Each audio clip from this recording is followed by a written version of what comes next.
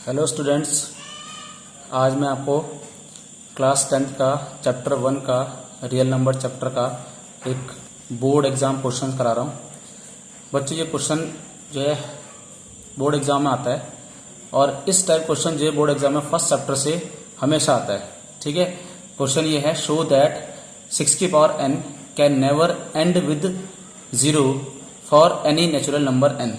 ठीक है स्टूडेंट, 6 की पावर n के प्लेस में 8 की पावर n हो सकती है, 12 की पावर n हो सकती है, ठीक है, 4 की पावर n हो सकती है, कोई भी डिजिट यहाँ पे होगा।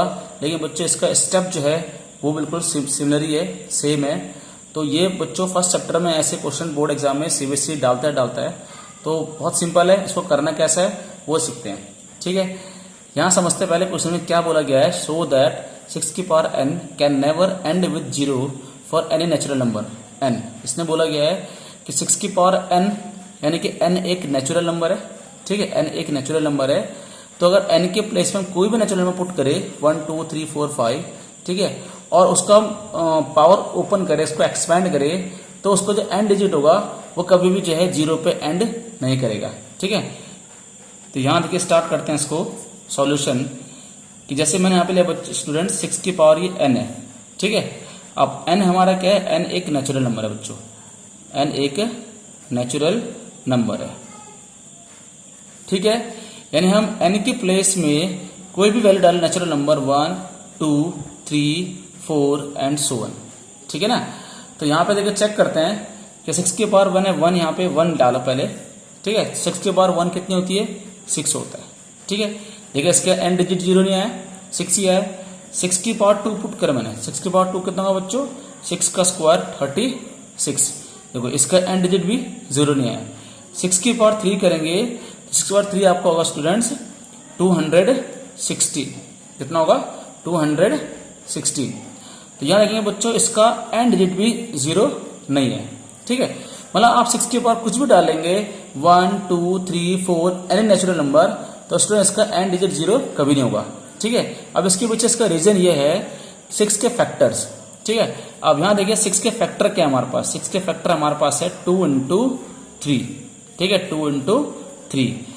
तो ऐसा कोई नंबर जिसके फैक्टर हमारे 2 और 5 अगर होंगे तो इसकी पावर कुछ भी नेचुरल नंबर होगी, उसका एंड डिजिट तभी 0 होगा हमारा।